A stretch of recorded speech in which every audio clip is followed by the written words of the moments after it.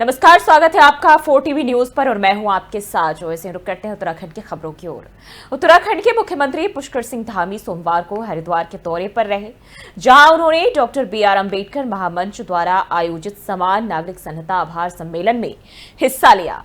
मुख्यमंत्री ने इस मौके पर बाबा साहब को श्रद्धांजलि देते हुए कहा कि उन्होंने हमें ऐसा संविधान दिया जिसमें सभी को बराबरी और सम्मान से जीने का अधिकार मिला, और आज प्रधानमंत्री नरेंद्र मोदी के नेतृत्व में वही सोच धरातल पर उतर रही है, चाहे बात हो वंचितों की तरक्की या फिर समानता के अधिकार की।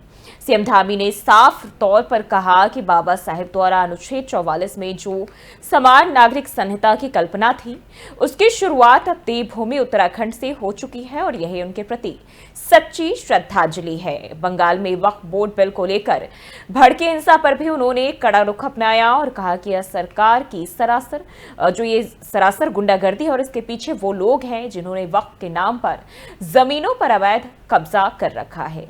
अब जब वो जमीनें छूटने वाली हैं तो इस तरह की हरकतें की जा रही है। उन्होंने चेताया कि ऐसे लोगों पर सख्त कार्रवाई तय है और देश अब इस तरह की अराजकता को बर्दाश्त नहीं करेगा।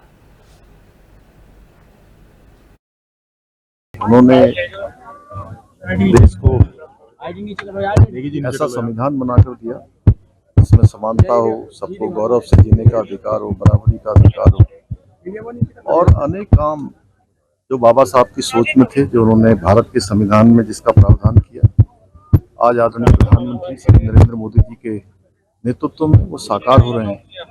जिन गरीबों की, दलितों की, वंचितों की, शोषितों की सोच बाबा साहब को आगे बढ़ाने की थी, उन सभी पर आज हमारे देश के यशस्वी प्रधानमंत्री मोदी जी के नेतृत्व में आगे हो रहे हैं, आगे बढ़ रही हैं। आज समानता का अधिकार मिल रहा है।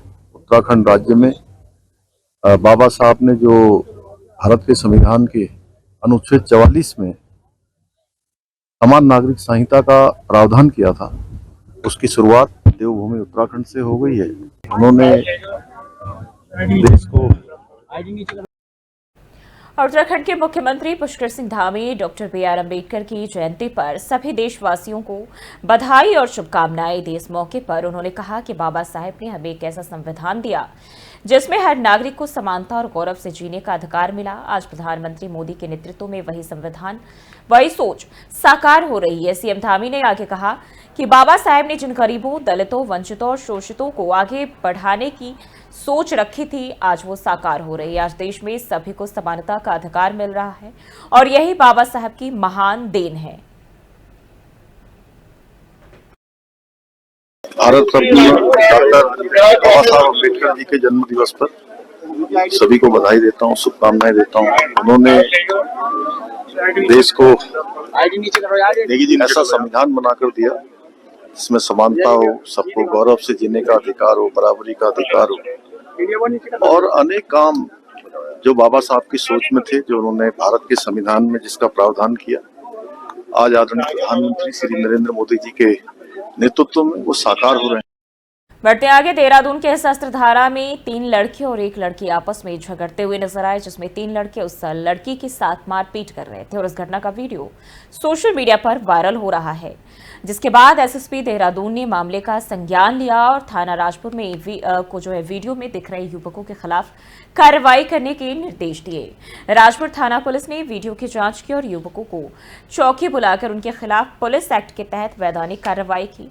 वहीं बताया जा रहा है कि अगर युवती के द्वारा कोई प्रार्थना पत्र दिया जाता है तो अभियुक्तों के खिलाफ अलग से वैधानिक कार्रवाई की जाएगी।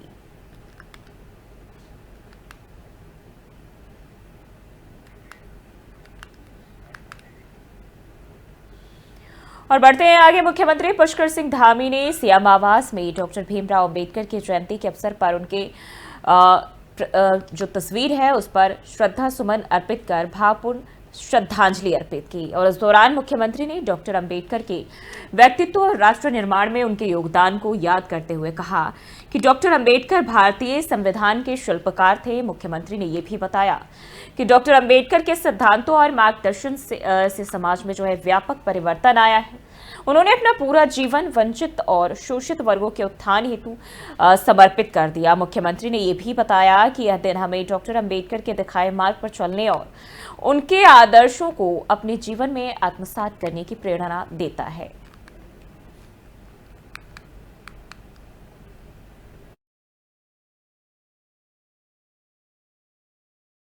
और देहरादून में बढ़ती जाम की समस्या को देखते हुए एसएसपी अजय सिंह ने जो है रिस्पाना पुल और आशा रोडी समेत कई महत्वपूर्ण रूटों का स्थलीय निरीक्षण किया और इस दौरान उन्होंने लॉन्ग वीकेंड्स पर पर्यटकों और आमजन की सुविधा के लिए यातायात व्यवस्था का जायजा और अधिकारियों को जरूरी दिशा निर्देश भी दिए। एसएसपी ने बताया कि यातायात के सुचारू संचालन के लिए रूट डायवर्जन प्लान के तहत रूट डायवर्ट किए गए चौराहों का निरीक्षण किया गया है।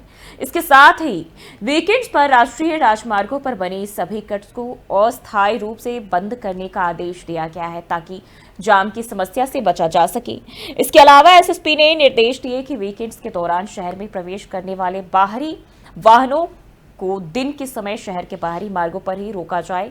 आपको बता दें कि उत्तराखंड में पर्यटक सीजन जो है वो शुरू होते ही पर्यटकों की भीड़ बढ़ने लगी है। मसूरी, हल्द्वानी, नैनीताल जैसे प्रमुख पर्यटक स्थलों पर ट्रैफिक जाम की समस्या अब आम हो गई है। साथ ही आगामी चारधाम यात्रा के चलते ट्रैफिक का दबाव और भी बढ़ने वाला है और ऐसे में एसएसपी का यह कदम बेहद अहम साबित हो सकता है।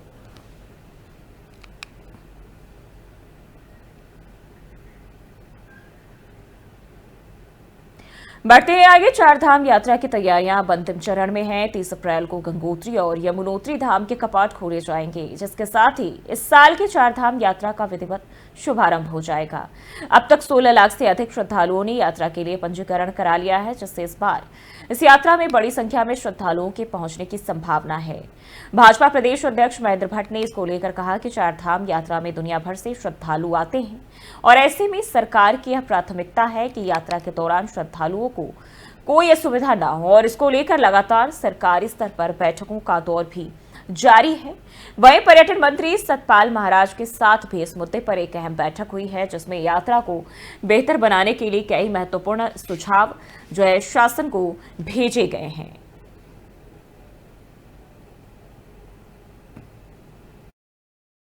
चारधाम यात्रा के संदर्भ में जहां सरकारी दृष्टिकोण से समीक्षा होती है, मुख्यमंत्री लगातार सब प्रकार का उसका व्यवस्था बनाए रखने के लिए हर प्रकार का विभाग को निर्देशित कर रहे हैं।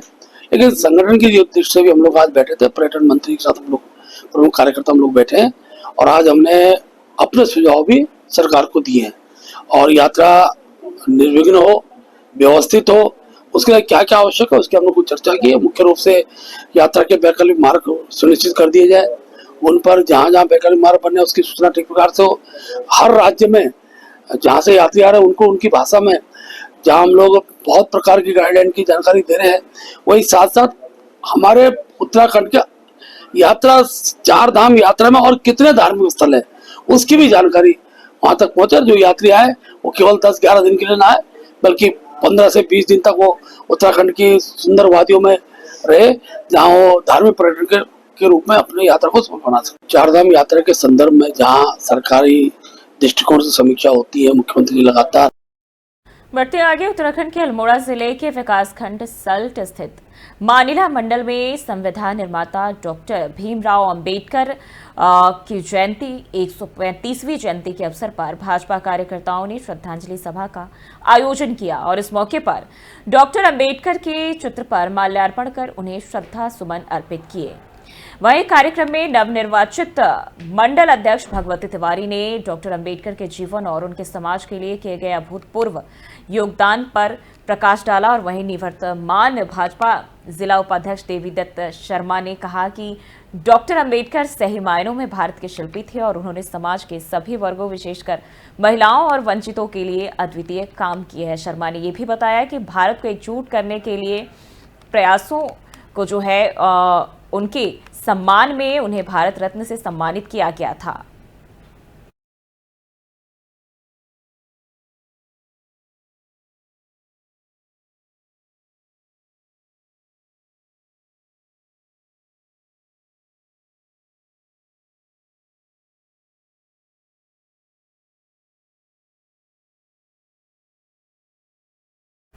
बढ़ते आगे, उत्तराखंड में सबसे अधिक ऊंचाई पर स्थित भगवान शिव के पवित्र धाम तुंगनाथ धाम के कपाट शुक्रवार 2 मई को सुबह 10:15 बजे खोले जाएंगे। तुंगनाथ बाबा के शीतकालीन प्रवास मार्कंडेय मंदिर मक्खू मठ में आयोजित कार्यक्रम में कपाट खुलने की घोषणा की गई है। वहीं पंच केदारों में द्वितीय केदार के नाम से विश्वविख्यात भगवान मद महेश्वर के कपाट 21 मई को खोले जाएंगे। 18 मई को भगवान मद महेश्वर की चल विग्रह उत्सव मूर्तियां ओमकारेश्वर मंदिर से सभा मंडप में विराजमान होगी और इसके साथ ही 19 मई को भगवान मद महेश्वर की चाल विग्रह उत्सव डोली शीतकालीन गद्य स्थल ओमकारेश्वर मंदिर से धाम के लिए रवाना होगी और इसके साथ ही विभिन्न यात्रा पड़ावों पर श्रद्धालुओं को आशीर्वाद देते हुए 21 मई को मद महेश्वर धाम पहुंचेगी। इसके साथ ही भगवान मद महेश्वर की चल विग्रह उत्सव डोली के धाम पहुंचने पर धाम के कपाट वेद ऋचाओं के साथ ग्रीष्मकाल के लिए खोल दिए जाएंगे।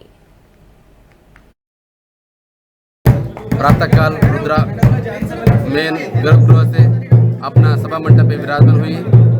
उसके बाद पंचांग गणना की तिथि तय हो चुकी है। 18 मई अपना गर्भगृह से सभा मंडप में विराजमान होगा। 19 तारीख को यहाँ से प्रस्थान होगी। यहाँ से राकेश्वरी मंदिर राशि में विराजमान होगा और वहाँ से 20 तारीख को अपना गोंडार गांव में विराजमान होगा और 21 तारीख प्रातःकाल वहाँ से प्रस्थान होकर शुभ मुहूर्त पर केदारनाथ धाम की कपाट द्वार खुल जाएंगे सभी श्रद्धालुओं के लिए। सभी श्रद्धालु आकर यहाँ द्वितीय केदार भगवान मदमेश्वर जी के दर्शन करके अपना जीवन उद्धार कर लीजिए, यही हम आशा करते हैं। प्रातःकाल रुद्रा मेन गर्भगृह से अपना सभा मंडप में विराजमान हुई। उसके बाद पंचांग गणना की तिथि तय हो चुकी है। 18 मई अपना गर्भगृह से सभा मंडप में विराजमान होगा। और उत्तराखंड के हरिद्वार से खबर सामने आ रही है, जहां एक कबाड़ी के गोदाम में रखे थिनर के डिब्बों में जोरदार विस्फोट हो गया और इस धमाके में 2 लोग गंभीर रूप से घायल हुए हैं, जिन्हें जिला अस्पताल में भर्ती कराया गया है। घटना के बाद पूरे इलाके में अफरा तफरी मच गई। आसपास के लोगों ने तुरंत फायर ब्रिगेड और पुलिस को इसकी सूचना दी। वहीं मौके पर पहुंची फायर ब्रिगेड की टीम ने आग पर काबू पाने का प्रयास किया। वहीं पुलिस ने क्षेत्र को घेरकर जांच पड़ताल शुरू कर दी है। शुरुआती जांच में आशंका जताई जा रही है कि थिनर जैसे ज्वलनशील पदार्थों के संपर्क में आने से आग लगी और यह धमाका हुआ।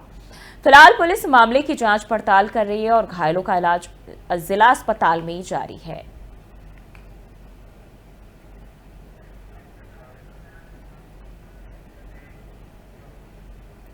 बढ़ते ही आगे, उत्तराखंड के उत्तरकाशी जिले से खबर सामने आ रही है, जहां धरासू यमुनोत्री हाईवे पर निर्माणाधीन सिलक्यारा पोल गांव सुरंग का ब्रेक थ्रू अब पूरी तरह तैयार है।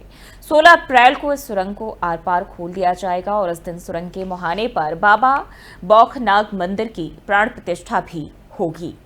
और जिलाधिकारी डॉक्टर मेहरबान सिंह बिष्ट और पुलिस अधीक्षक सरिता डोभाल ने सुरंग स्थल का निरीक्षण किया और कार्यदायी संस्था NHIDCL से तैयारियों का जायजा भी लिया। प्रधानमंत्री नरेंद्र मोदी के dream project Chardham all weather road योजना का यह एक बड़ा पड़ाव है। करीब 4.531 किलोमीटर लंबी इस 2 लेन सुरंग की खुदाई पूरी हो चुकी है। टनल के प्रोजेक्ट मैनेजर शादाब इमाम के मुताबिक सिर्फ 2 मीटर लंबे मलबे को जो है वो हटाना बाकी है और 16 अप्रैल को हटाया जाएगा। हालांकि सुरंग के सुचारू रूप से चालू होने में अभी 1.5 से 2 साल का वक्त और लग सकता है।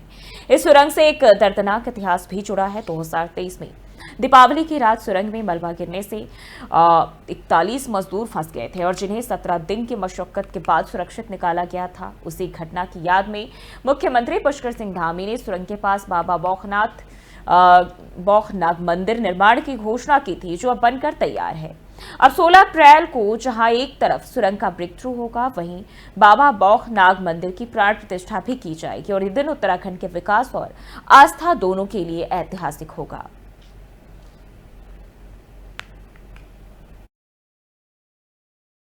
अभी इसका प्रोग्राम 16 अप्रैल 2025 को इसका प्रोग्राम रखा गया, जिसमें हमारे ऑनरेबल सीएम और केंद्रीय मंत्री हमारे आने वाले हैं और इसी के साथ NHIDCL के उच्च अधिकारियों का भी प्लान है इसमें आने का।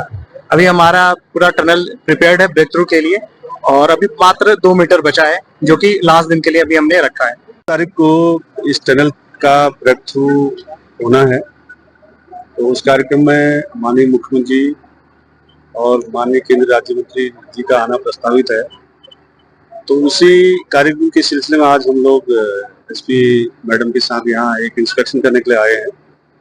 तो अंदर तक जहाँ इनका ब्रेक थ्रू वाला पॉइंट जो लास्ट अभी रुका हुआ है वहां तक हम लोगों ने भ्रमण किया और ठीक है, अच्छा रोड बना है।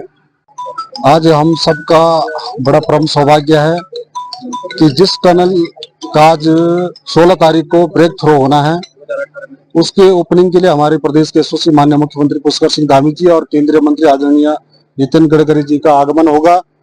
और ये टनल एक ऐतिहासिक टनल है जिसका विश्व में एक अलग नाम है। आपने विगत वर्ष आपने देखा होगा यहाँ पर ये टनल हादसे में 41 मजदूर जहाँ हमारे अंदर फंस गए थे और ऐसे प्रसिद्ध बाबा बौखनाथ देवता के आशीर्वाद से वो मजदूर सभी सकुशल बाहर निकले और आज हमारी टनल भी बनकर तैयार हो गई। अभी इसका प्रोग्राम 16 अप्रैल 2025 को इसका प्रोग्राम रखा गया जिसमें हमारे ऑनरेबल और वहीं उत्तराखंड के ऋषिकेश विधानसभा में नेपाली फॉर्म चौराहे पर प्रस्तावित सौंदर्यीकरण पार्क का विवादों में घिर गया है। कांग्रेस पार्टी और मूल निवास भू कानून समिति के कार्यकर्ताओं ने इस पार्क के निर्माण के खिलाफ सांकेतिक धरना दिया है। धरना स्थल पर कांग्रेस नेता जयेंद्र रमोला और समिति के संयोजक मोहित टेमरी ने साफ तौर पर सरकार पर निशाना साधते हुए कहा कि जब नेपाली फॉर्म तिराहे पर न शौचालय, न पीने का पानी और न ही बैठने की कोई व्यवस्था है तो वहां लाखों की लागत से पार्क बनाना आम जनता की जरूरतों का मजाक उड़ाना ही है। विरोध प्रदर्शन में बताया गया कि इस जगह पर हर दिन सैकड़ों तीर्थयात्री घंटों बसों का इंतजार करते हैं जिनमें महिलाएं और बुजुर्गों की तादाद भी बड़ी देखने को मिलती है और ऐसे में बिना बुनियादी सुविधाओं की पार्क और फव्वारे की योजना को जनता की गाढ़ी कमाई की बर्बादी करार दिया गया। पूर्व सैनिक शीशपाल पोखरियाल और संयोजक लुसुन टोडरिया ने कहा कि महिलाएं मजबूरी में राजाजी नेशनल पार्क के प्रतिबंधित जंगलों की ओर जा रही है जहां जानवरों का खतरा होता है और इसके बावजूद सरकार पार्क निर्माण पर जोर दे रही है। धरने में ये भी मांग उठी कि इस काम में संलिप्त सभी लोगों की जांच हो और एमडीटीए द्वारा की गई टेंडर प्रक्रिया को तुरंत ही रद्द किया जाए। धरना एक साफ संदेश दे गया, जब तक शौचालय, पानी और विश्राम स्थल जैसी बुनियादी सुविधाएं नहीं मिलेगी तब तक पार्क नहीं बनने देंगे।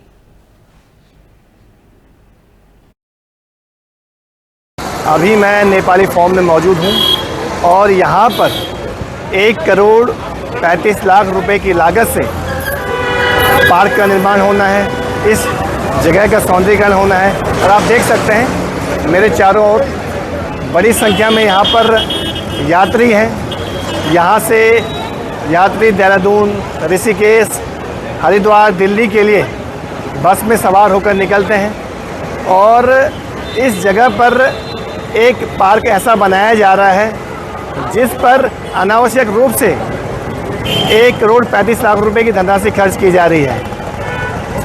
यहाँ पर शौचालय का निर्माण होना चाहिए था लेकिन शौचालय नहीं बन रहा है। अभी मैं नेपाली फॉर्म क्षेत्र में चामे के पास एक यूटिलिटी वाहन अनियंत्रित होकर यमुना नदी में जा गिरा जिससे मौके पर ही 3 लोगों की मौत हो गई।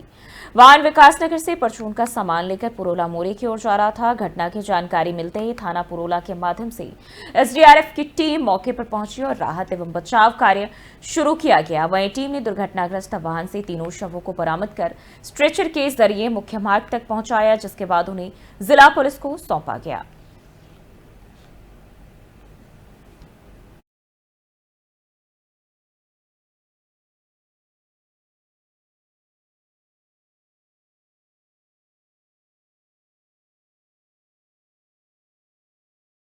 फिलहाल के लिए इस बुलेटिन बस इतना ही। देश और दुनिया की तमाम खबरों के लिए देखते रहिए 4 टीवी न्यूज।